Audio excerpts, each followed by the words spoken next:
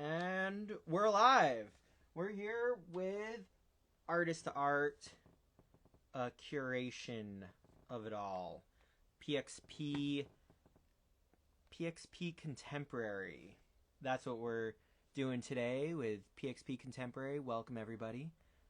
And as you know, add some comments. Be here. We're going to be hanging out on Artist Art. I'm Aaron Jack, and we're here with Alicia. Hey. Hello. Hey, everyone. Welcome. Thank you. Good to be here. Having me. Yeah, thank you for joining. I really appreciate it. It's amazing to have you on and part of this.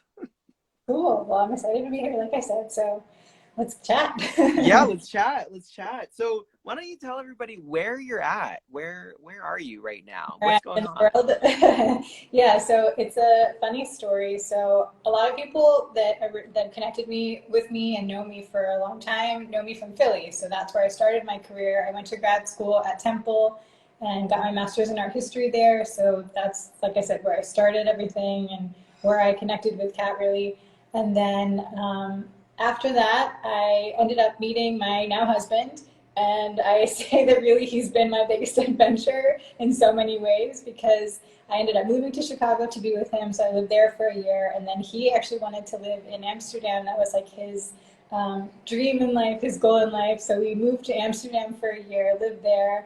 And then he's originally from Costa Rica. So he knew that eventually he lived in the States, went to college there, worked for over a decade, but he eventually knew that he wanted to settle back home. So home is Costa Rica, and that is now where my home is. So I am in San Jose in the capital.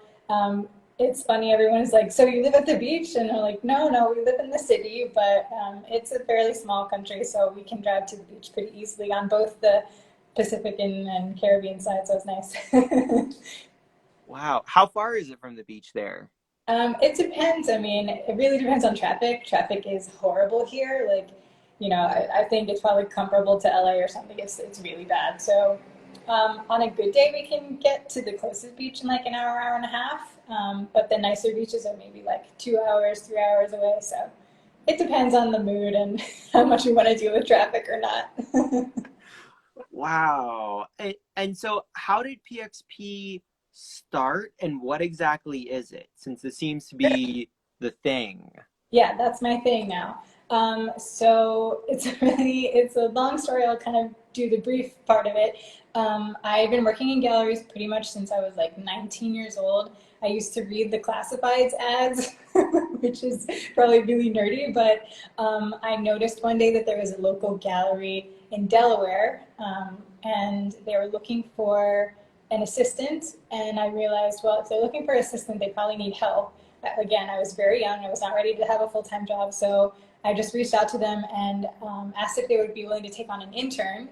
And luckily, they'd never had an intern before, but they were like, okay, let's check this girl out and see what she has to offer. And they totally took a chance on me. I had no work experience at the time.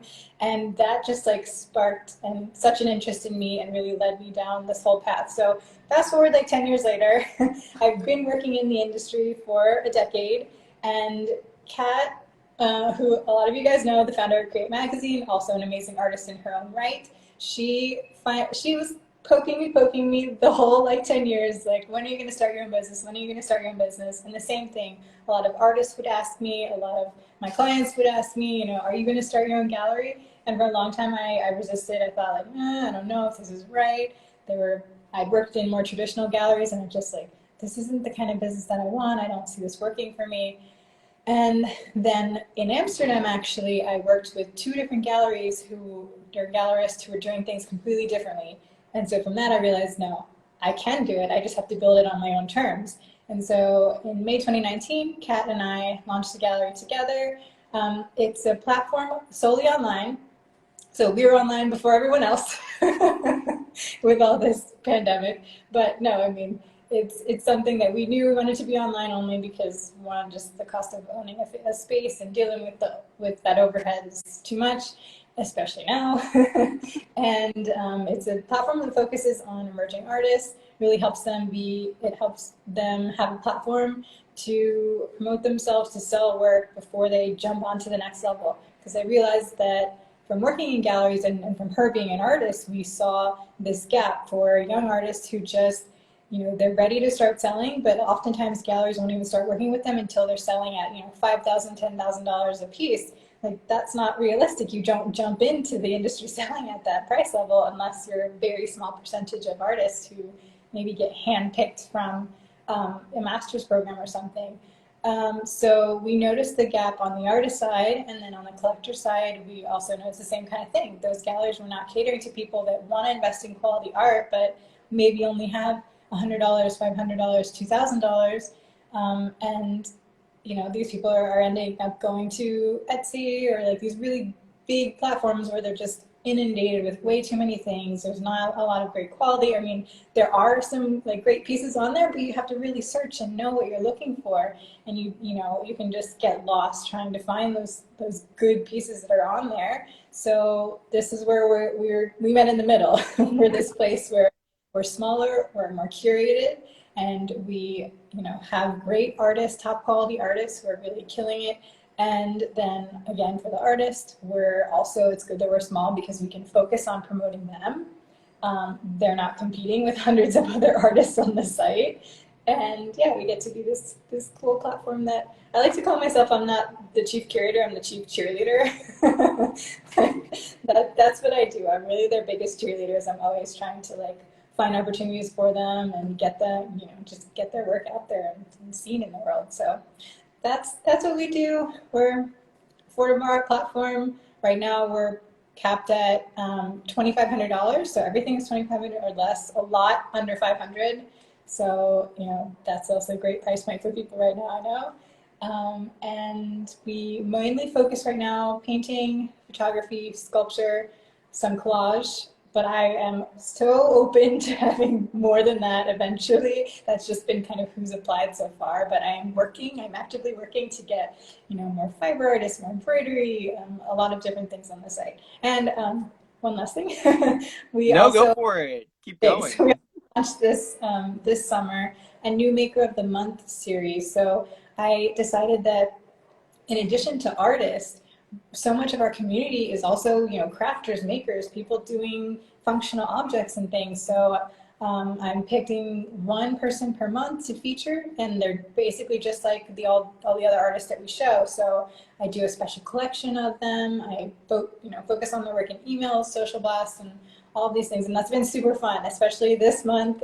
It's Vita's Atelier by Hina Aswani. She's been great, so fun to work with, and these pieces are really selling very well. So if she's out there, thanks, thanks Hina, you're great. But yeah, it's been a blast to have something different on the site, and again, kind of catered to those other kind of creatives that are still very much a part of our community, and they're the ones that also need places to sell. They're also competing with thousands of other vendors on Etsy and those big platforms too. So it's, like I said, it's been fun to kind of have a more curated collection for crafters too. Wow, so that's so amazing. That's so amazing. So are you looking for more artists out here?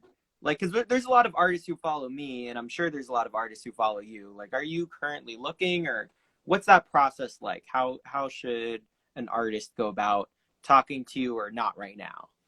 Sure. So we had a big call for art from January to June of this year. So right now we don't have an active one going, but we will probably launch one again next year, or maybe even later this year.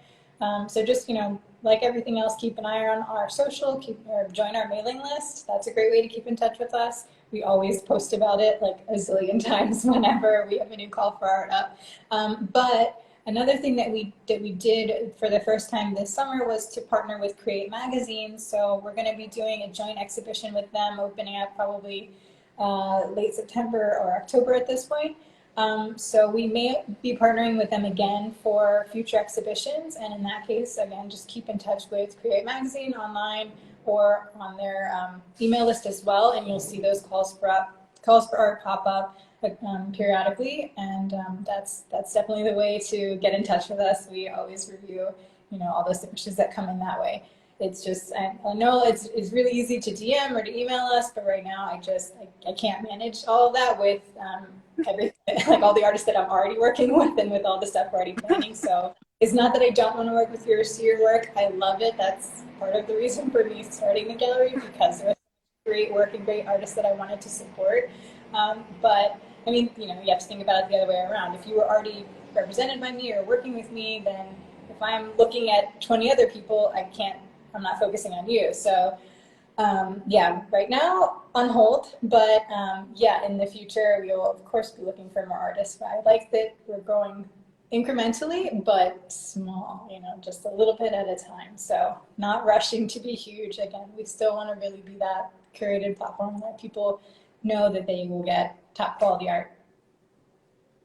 Wow, that sounds like a beautiful, beautiful platform. And so you've been having things going on in Philly as well, right? Is that like there's like a Philly connection because you lived there for a while, right? Or Yeah, so we still work with a bunch of artists in Philly, and that's where Kat has her studio. I mean, this year was when we had really hoped to launch into a bunch of in-person activities and events, and life happened. So, I mean, we had planned to do our first ever launch party of, like, an official launch party of the magazine, and we were going to do our first art fair with PXP this fall, but unfortunately, all of those things have gotten postponed until next year, or just kind of they're postponed indefinitely. We'll have to see.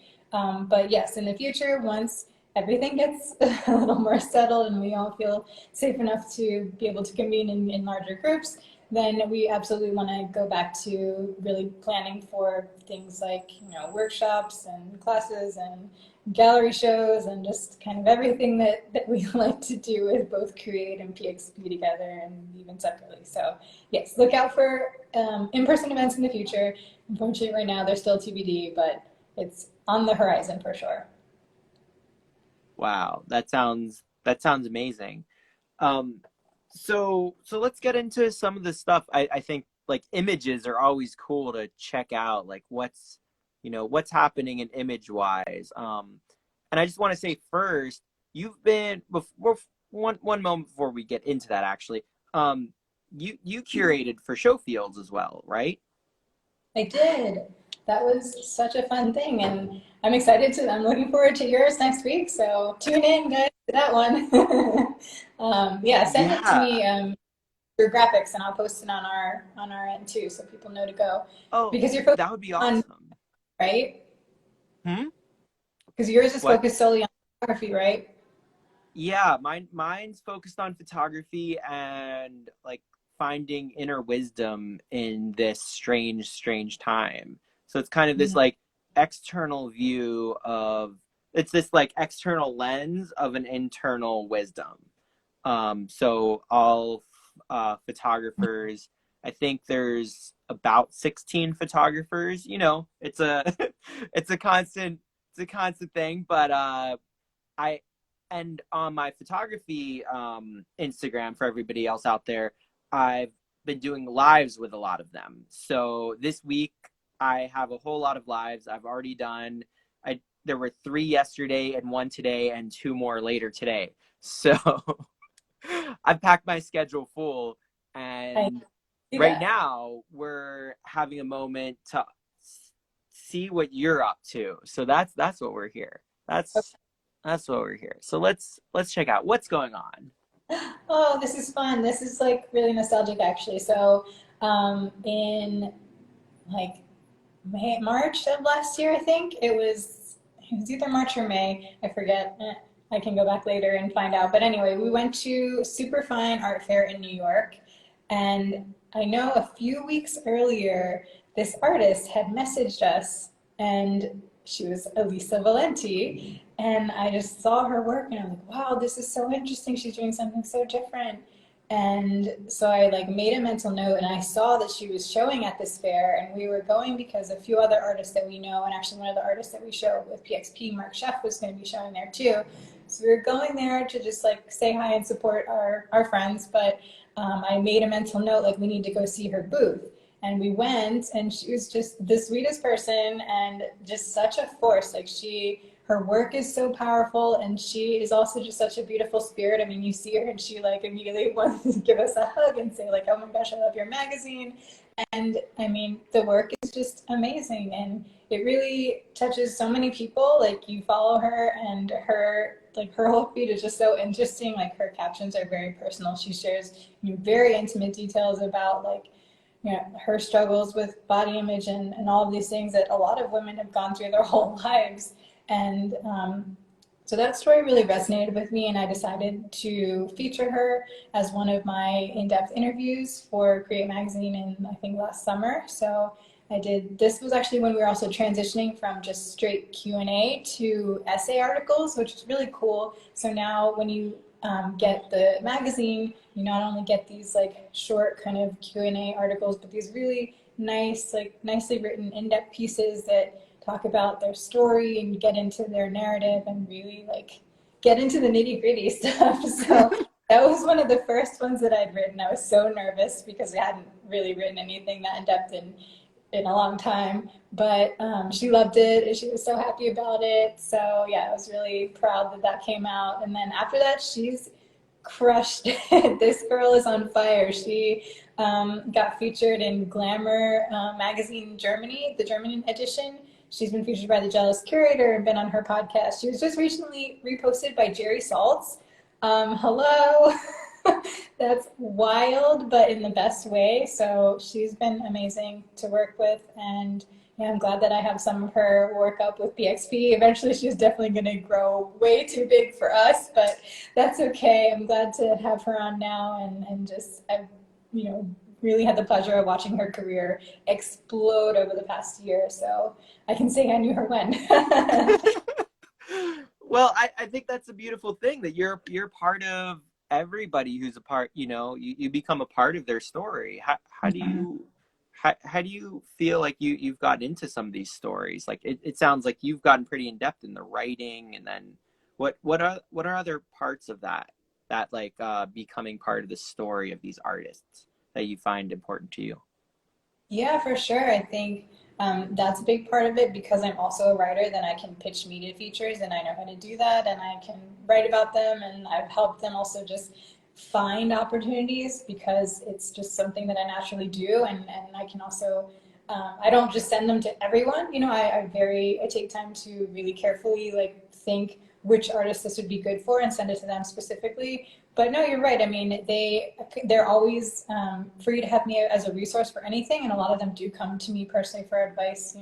Oh, I'm working with this other gallery and they're asking for 60%. Is that normal? Or oh, this gallery is asking that I send them physically all these. Do we lose you for a second? For advice, and oh, there we go. I love that we have that personal connection with each other.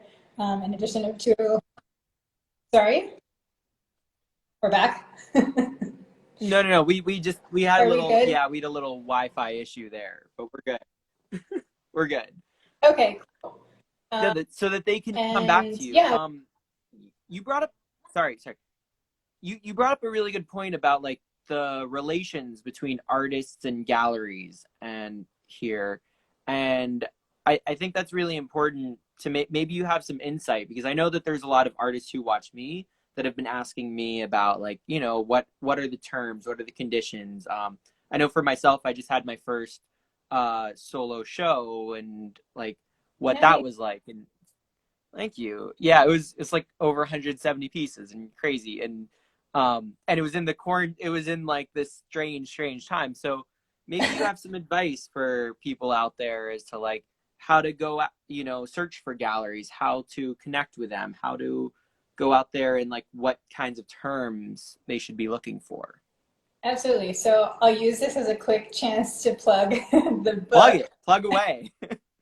So my business partner, Kat, and I, we are launching the new Bigger, Better edition of The Smartest Guide, which we launched last year in January. So it's coming very, very, very soon. I literally sent the final edits to to our designer last night. But so that has like a full chapter dedicated to galleries alone, in addition to like 30 other chapters about every single part of the art business, from writing a statement, resume, doing your website, to the emotional side of an artist, dealing with creative burnout, imposter syndrome, all of those things, literally everything in the kitchen sink. So that will give you all the tools you need. It's super in depth, but the quick version, I think the biggest thing is like we were just mentioning, it's about the relationship. So, don't just see a gallery that has 20,000 followers on Instagram and think like, yeah, that's what I want because I want to be posted by them. Like, no, you want, yeah, that sounds great, but what you want is someone who really is going to be the champion of your work. Like I said, I don't necessarily think of myself as a curator. I'm the chief cheerleader. Like, I sincerely believe in all of my artists' work. I cannot sell art that I don't love. It doesn't work. You'll be able to kind of read the undertones of what I'm saying about it or how I'm talking about it. You have to be super excited about it, or else you won't be a beneficial partnership. So that's why I always advocate trying to meet the gallery team in person. Unfortunately, that's a little more difficult at the time, or right now in the current moment, but you can still do video calls, you can still try and set up virtual studio visits, you can still reach out, assuming that they are indeed looking. Do pay attention to that. Like I said before, even though I do want to see new artists and I do want to see new work, right now, if it comes to me, I'm just not in the mindset to be able to really appreciate it and to follow up on it. So you kind of have to get in the door at the right time. Timing is definitely a big part of it. So just do that quick search to make sure that they are indeed looking. But yeah, the biggest thing is really to do your research, find out if the relationship is going to be beneficial. And, remember you have power too. I think a lot of artists forget that just because they're a gallery and they have their mailing list and their clients and all of that doesn't mean that you can't negotiate. You can definitely ask for different things. You can definitely expect, a show every certain amount of time or something, a catalog, or that they'll bring you to an art fair. Like, just those are things you can ask, and you should. Just don't sign a contract blindly just because they're offering you something. At the beginning, it might seem like a good idea, but eventually you'll realize like it's not always worth it. So, and tap into your community. See if there are other artists who have worked with this gallery. Make sure it's reputable. People are luckily usually super happy to give their honest feedback and advice. And if someone's been with the gallery for a long time, that's usually a good sign. But if you're seeing a lot of artist turnover, maybe red flag. So yeah, I think those are kind of the biggest things. If I think of anything else, I'll come back to it later. But yeah, mostly just the relationship, making sure they're actually looking, and seeing if you're a fit. Like, do the research online. I think that's something I've noticed too. I get some applications from artists and they're $6,000 paintings. And I'm like, well, you didn't even take the 5 minutes to look at the about page on our website that shows that we only sell work up to 2,500. So even if I like your work, I literally can't show it. So that was a huge waste of time for you. And it's just simple things. Sometimes it's simple things like, as much as I would want to show that, it doesn't fit. It just doesn't fit with what we do. So just take those 5 minutes, 2 minutes even, to read through the website, make sure that they don't say something clearly obvious that is not a fit for what you do. Right. So kind of like ask for what you want, but then read their websites to know like what's an actual good fit in the relationship. Yeah. Ask for what you want, but make sure that they can actually provide it. Right. You just never know. So what's going on here? I guess we kind of missed part of the image here. We can go. There's another image of the book itself too. Oh, okay, perfect. Here. Yeah, so this is the new version. The old picture was just like a styled shot of the original Smartest Guidebook. And so the original Smartest Guidebook, again, we had launched it in January of last year. We had zero expectations about what was going to happen. We literally just took a bunch of blog posts about career articles that we had written for Create online, and a few other chapters that we had written on our own, put it together, It was 80 pages. Again, we never thought anything would happen, and it just went wild. It blew up. It sold way more copies than we ever expected. Like in the 5 or 6 months that it was up, like thousands of copies. We just, again, had no idea that this would happen, but it was such a pleasant surprise. And because of that, as a result, we finally like realized, okay, this is something, we have something here, and we should expand it. Everyone obviously wants this kind of material and isn't finding it other places. So over the past year, we've focused on, yeah, it is a beautiful design cover. Shout out to Maple Project, Shelby. She's our designer and she's amazing. She also does all the design work for Create and PXP, so that's why you see all of our pretty things. It's not us, it's her. So yeah, we spent the last year focusing on expanding it, using the feedback that we got from the original version, and really taking it to heart, and yeah, making it into something pretty insane. It's a beast. So we went from 80 pages to this one is now, I think, like almost 350. And like I said, it's at least like 25, I don't know, chapters or more. It's crazy. There's so much. There's everything. Wow. So yeah. Wow. What's one thing that's surprising that came up in this book? Ooh, surprising. Surprising to you? Surprising to me. I don't know. I don't know if I have a good answer to that. No, I think it was just like fun putting it together. We, like I said, we branched out and really made sure that it wasn't just business advice, but also like the emotional side of being an artist, which I don't know if you get that much of, or at least I don't think you get both. I think you get one or the other. So it was fun to do both. And then the other exciting part of it was that we decided to include interviews with artists this time around. So it's not just us. You're not just getting these two, the two of us like pretending to be, I don't know, the end all be all. And I think that really helps round it out. We have some really big names. Again, we actually have Elisa Valenti, who I mentioned before. We have Jenny Brown, Lucy Cranfield, Keston Cornwell, who I show with PXP. Liana Marinari we have. Yeah, we just have a lot. We have so many great artists that are part of the book too. So that was a cool thing that we incorporated this time around, and that I'm excited about. Wow. What's one thing that you learned that was just like you didn't know that you'd learn? You just learned it because you were making the book, and you're like, "Well, that's interesting." Oof. Well, okay, we're gonna get really real for a minute. So we actually were gonna work with a publisher on this book, and a lot of people, I know they have a lot of questions about working with a publisher because that's like the dream of being an author, and it just didn't end up working out in the end. I won't go into all the details why it's quite complicated, but I think the one thing people need to keep in mind is like, it's the same thing with a gallery. Like I didn't think I was ready for the longest time, but then I just did it. I didn't need anyone else's permission. Like we just made it happen. It's the same thing with a book. If you really feel like you have a book idea and you really want to write it, just write it. Like, yes, you can get a publisher and they can do some great things for you, but there are so many authors who have had book deals before and actually go back to self-publishing because they just realize it's like, they have so much more control over the book and how it looks and how it's marketed and promoted and everything. And they can also take more control of, the profits that they get from it. Like working with a publisher, you have to give a lot of that up because they're doing some work for you. So, again, if you really have that idea, if you're a writer and you want that to happen in your career, like I suggest kind of just do it. It sounds crazy, but that's what we did the first time around. We did not have a publisher for the first version of the book, and I'm really excited that we're self-publishing again. Like we did it once and it was great, so here we go again. Wow.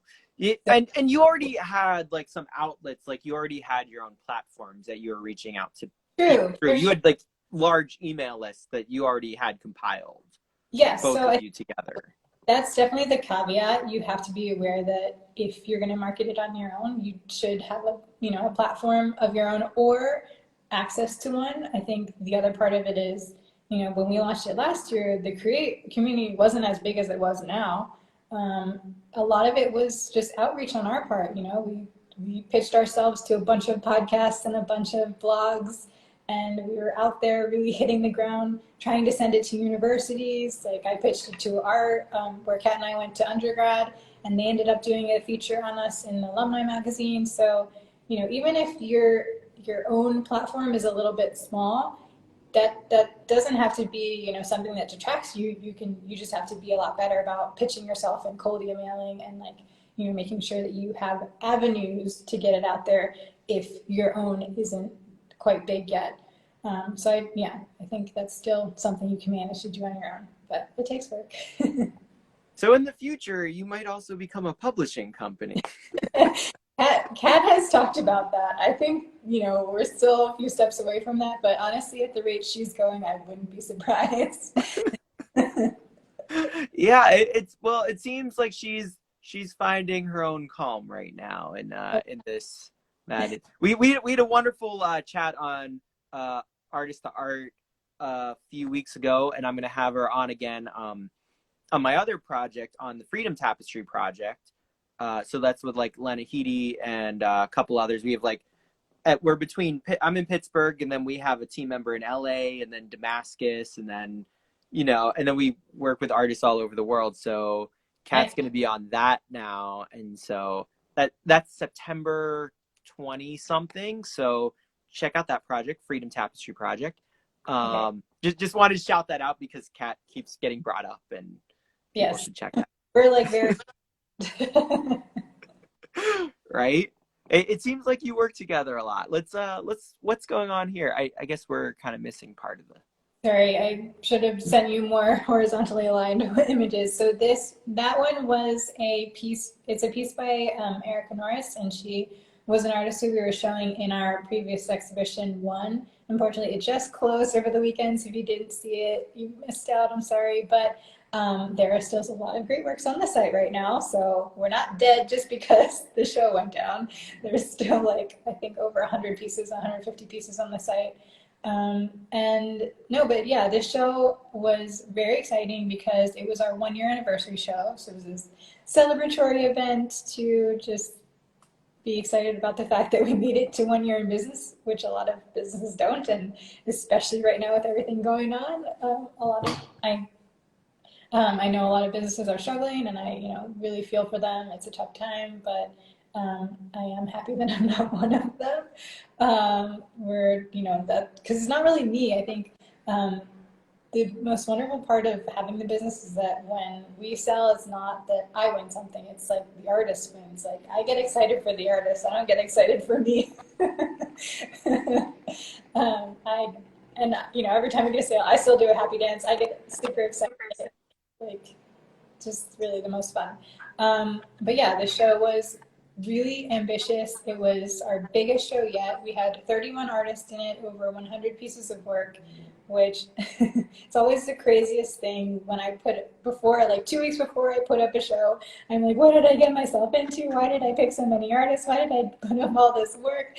And I'm working late, getting up early, freaking out, is anyone gonna like this show? And then as soon as we launched the show and things start selling, I'm like, okay, it's fine. This is why I do this.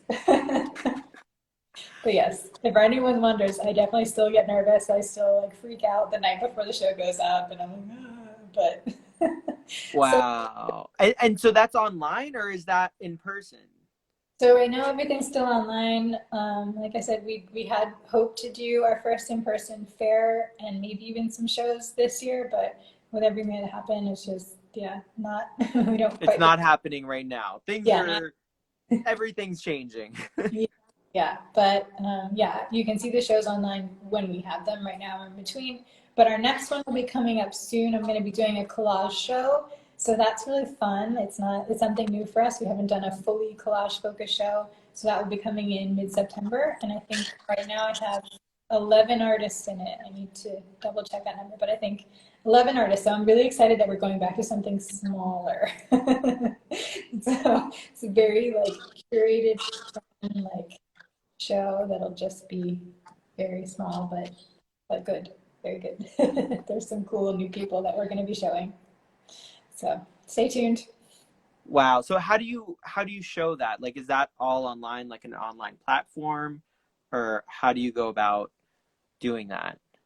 Yeah, so right now it's just on our website. I make a dedicated page that is the show exhibition page, but we're potentially working on doing like a more VR kind of thing. I know with the partnership with Curated, with that show, we're trying to work with Exhibit, which does show like a kind of digital rendering of what the work would look like up in a gallery space.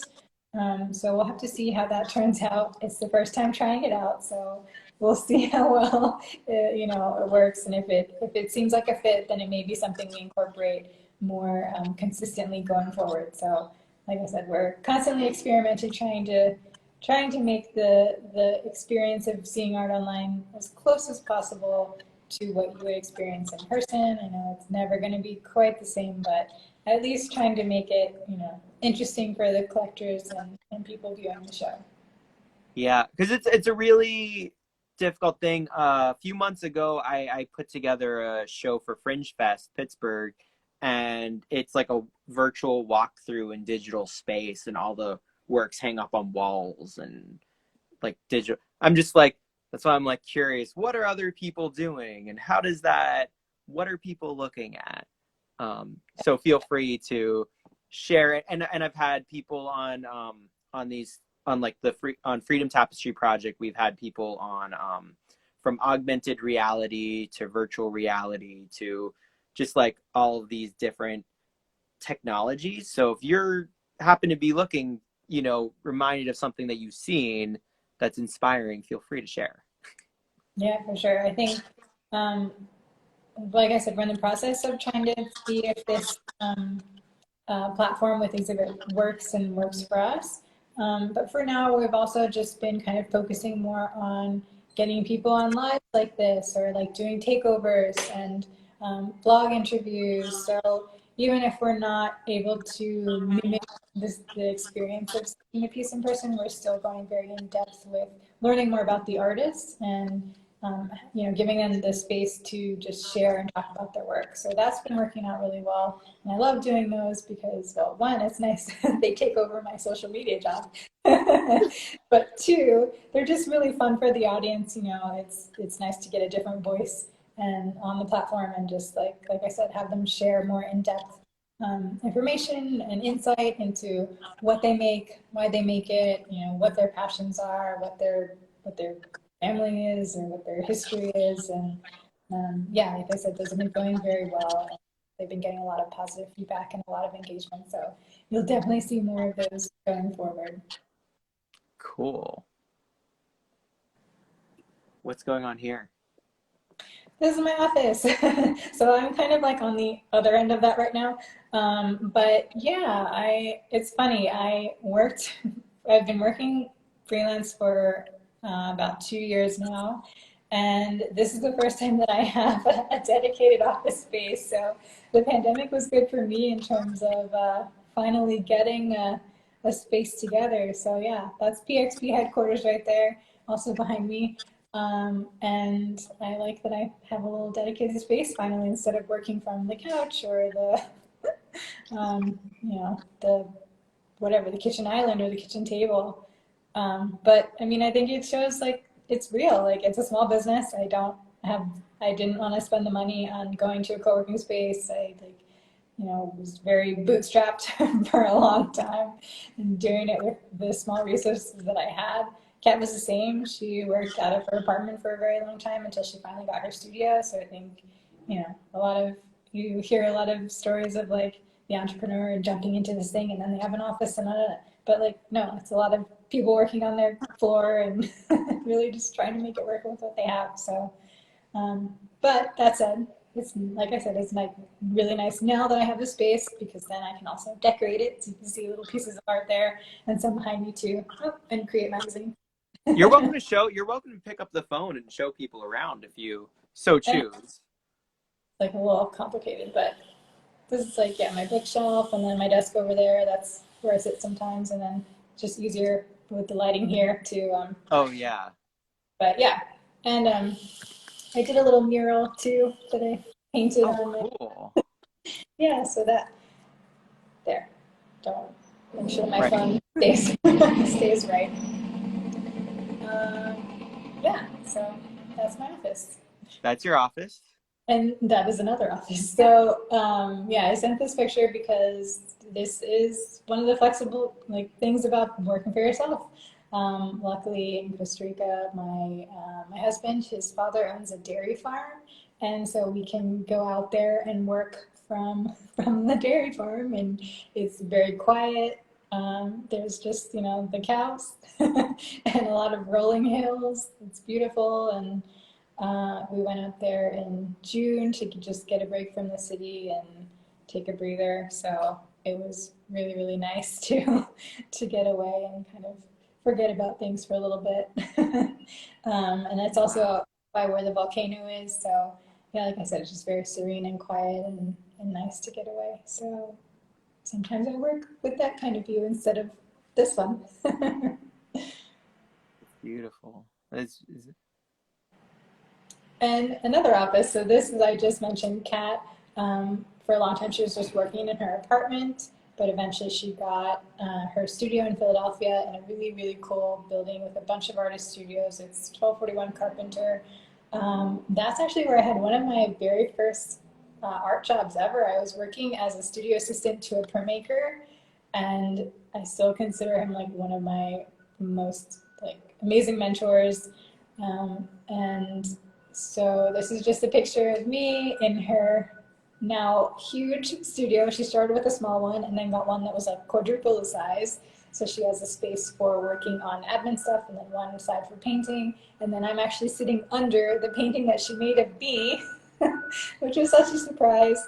We were in Miami just at dinner, and she was like, "Wait, you look really like interesting. Let me take this picture of you." And I'm like, "Huh? Okay."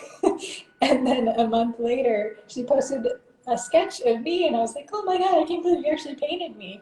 And then she made from that sketch a beautiful painting of me, and it has since sold to a client in Denmark. What? So my face lives in Denmark. Wow. That Yes. it's so interesting how like a photograph then turns into a painting and turns into like all of these things. That's actually what got me back into like painting publicly over this quarantine. Uh, Really? Painting from my photographs I then took from out in on my I was traveling for a couple months through like San Francisco, down through the Valley, LA, and then ended up on a Mm-hmm. jazz tour in Vegas. But then just like turning some of those pictures, the portraits of people into paintings, and then I kind of shifted to like more publicly sharing my work, like solidly sharing my work That's awesome. consistently. So it's really interesting, like that connection between that and how you feel with like the picture of you, the painting of you in Denmark. Yeah, it's definitely very interesting, like you said, how it goes from real life to picture to painting to, or to sketch to painting to real life and in a completely different world. But I mean, it's so cool to know that like someone connected with this image and they really wanted it so much that they bought it. So, and congrats to Kat, of course, for selling it. So, win all around. All around. Wow. Let's check out what's going on here. This is another one from Miami. I joke that this is another one of my offices because in non-COVID times, I am back and forth to the States, to New York, to Philly, to Miami, or internationally to go to various art events and to visit fairs. That's usually where we find a lot of new artists to feature for the magazine. And sometimes we have partnerships with different art fairs. Like last year, one of my big jobs as the director of business development for Create was to solidify more partnerships for us. So we started working with Moniker and Affordable Art Fair last year. Of course, I'd love to see, how the future unfolds for art fairs and what's going to happen. But it was still, really cool to be able to partner with them to showcase some of their artists and highlight what they're doing. So this was at Basel, though, which really is it's funny that I'm pretending to take a selfie in front of a painting of someone taking a selfie, because that's really what Basel has become at this point. It's just, you know, fancy people in fancy clothes. You go to see and be seen, not really to see the art anymore. I mean, that was, you know, where that banana duct tape on the wall happened. So like, that's really one of our least favorite fairs to go to. It's just a spectacle. We don't find work that's really interesting to us. We like going to the smaller fairs that are showing, you know, more independent work. So, but I mean, we do at least stop by to see what's happening, I guess, but it's not the most exciting. Interesting. Yeah. Yeah, so this is like very zoomed in, but this was the cover of the original book, The Smartest Guide. So yeah, that one was very exciting. And yeah, this is our PXP logo. Our tagline is "Art you can afford to love," which I love that. I made it up, so I'm biased, but I think it's just, you know, it perfectly encapsulates what we do. You know, we're very much trying to be this place that's both for emerging collectors that love art, don't necessarily have tons of money to spend on it, but want to have something quality, want to support artists, you know, want to have something that's meaningful, having, you know, handmade, that's unique. And then for artists, just having someone in their corner that's going to be supporting them before they're ready to jump onto a bigger gallery, and yeah, just be there for them. So that's what PXP is. Interesting. Yeah, that just reminds me when I saw like Kat speaking to like with the Haha Mag and all of that in Mm-hmm. Philly, and like the um kind of just like getting art out there. Yeah, I Oh, think there's a lot of cool like organizations and people in Philly, like definitely Haha Mag and Paradigm and like a bunch of those galleries that are also, you know, they're definitely like goals for us because they just celebrated their 10 year, so we're 1 year, they're 10 year. So huge congrats to them. But yeah, there's a really cool community in Philly. There's a lot of also artists like spaces and collectives and things. So I know it can be a tough city, you know, there aren't a lot of galleries, but there are some that are really doing some big things, and you know everyone just kind of got to try and get their work out there how they can. So, oh, this was the two of us in Miami. We had a VIP reception at Art Miami actually, and that was the first time we got invited to host anything of that sort. That was really, really exciting for us. I mean, they gave us a whole little VIP section, which we felt very fancy, dressed up in matching red dresses. But yeah, it was just more to show like the cast my business partner, and we, you know, do a lot of these things together. And I think a lot of people, they worry about starting a business by themselves, and I'm just glad that she's been by my side this whole time. Even though I've really taken on full responsibility of it, it's still good to have her to like bounce ideas off of every once in a while, and just kind of to know she's there in my corner. And you know, same thing with Create. Like she is really the figurehead. She makes the big decisions, but when there's little projects that come up, or you know, she has special assignments that she wants, like she can always come and reach out to me, and I'm there. And the same thing when she wanted more partnerships with stores or with art fairs, she knew like that was something that I love to do, that I really am good at, and so that was, you know, what she put on my plate, and I was happy to handle it. So yeah, you know, you really have to find your tribe. It's it, it definitely takes an effort. It can be hard. Especially not being able to see people in person right now, but you need your support system, especially if your family's not quite on your team in terms of believing that art can be a career, like lucrative and sustainable, and you know, supportive career. But I'm lucky that I have a supportive, you know, family, and my mother has always been 100% on my side, even if she was like not actually sure what I was going to do with myself. um, but yeah, find your people. That's a big one. So I think it's been great that we've built up these communities online. We've had a lot of success finding great people. But there can also be some not not so great people. So keep your guard up.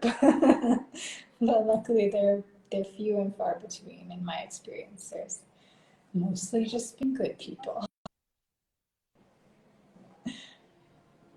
Yeah, that's so good to hear. Did we pause? Are we back? I can hear you, Oh, but okay, you can hear me. Oh, okay, perfect. As long as you can hear me. So, yes. okay, I've had it. Instagram is a strange and interesting platform for these lives. I, Yeah. I've I've done so many that the research team reached out to me. I'm like, who is this guy? they paid me to do a research study. I'm like, okay, That's kind of but awesome. here's you just never know. So um all the Instagram things. Um that's really cool that you've been involved in so much. I'm just really curious.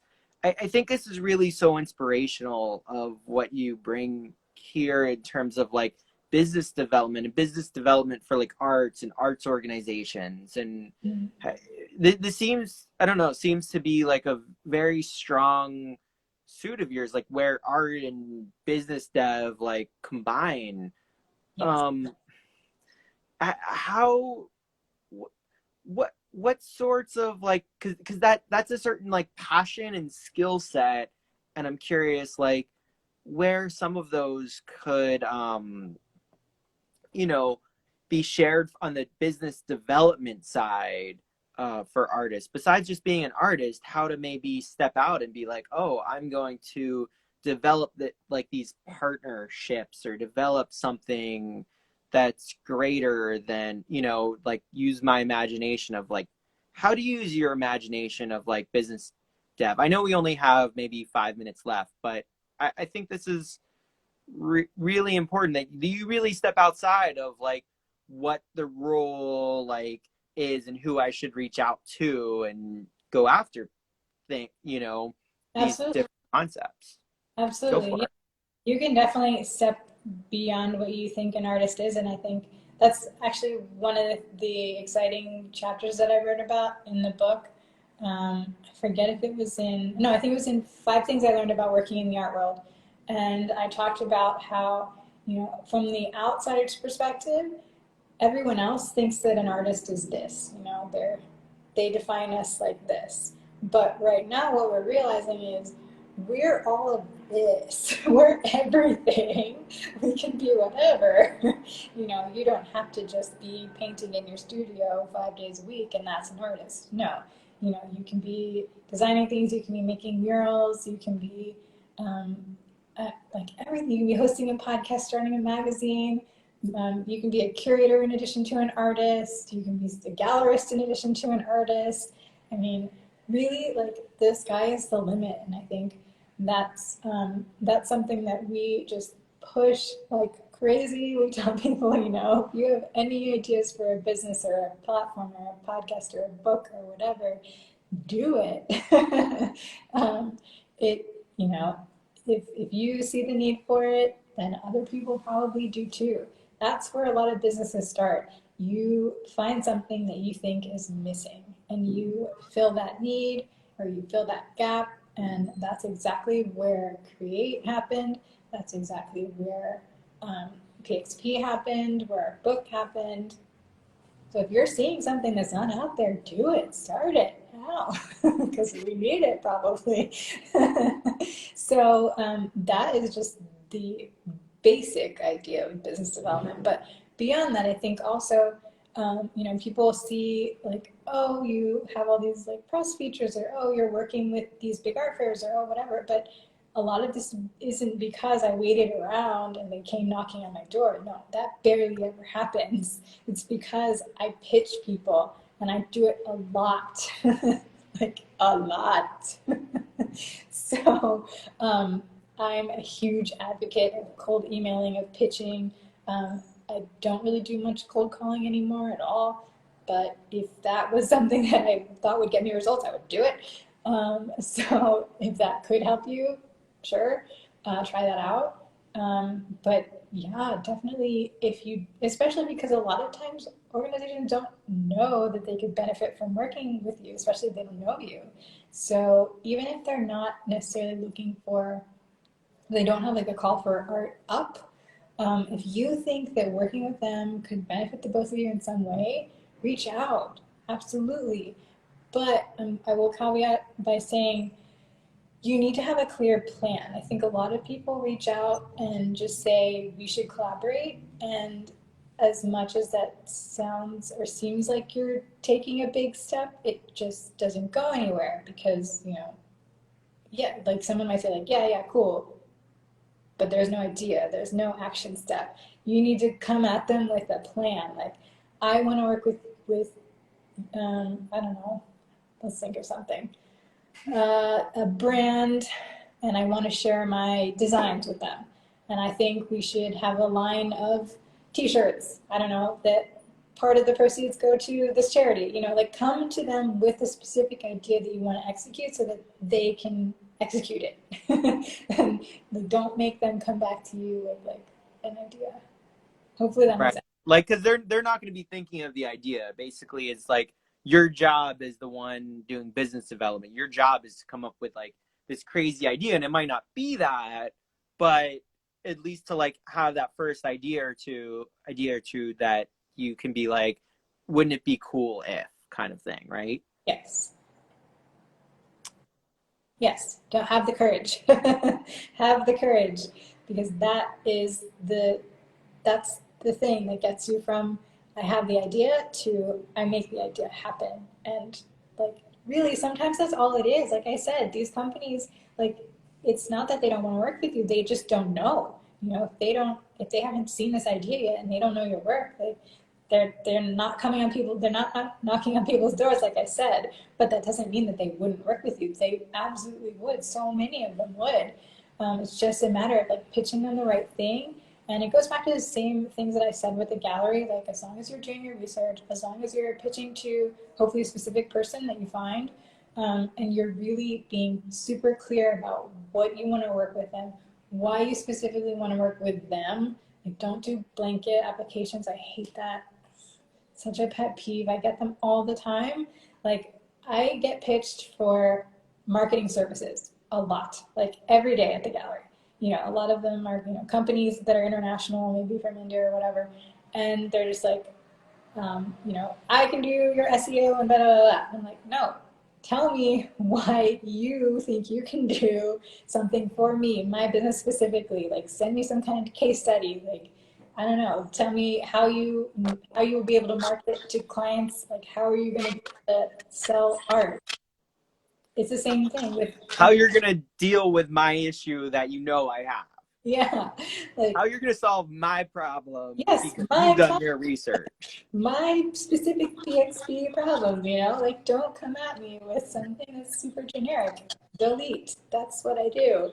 So it's the same exact thing. If you're pitching any kind of brand for licensing or for working with a gallery or for having a show somewhere, or if you want to do a pop-up show at like a cafe or a restaurant or whatever, I mean, people will make things happen. We But have a minute and a half left. okay, well, So that was an amazing, amazing. Yeah.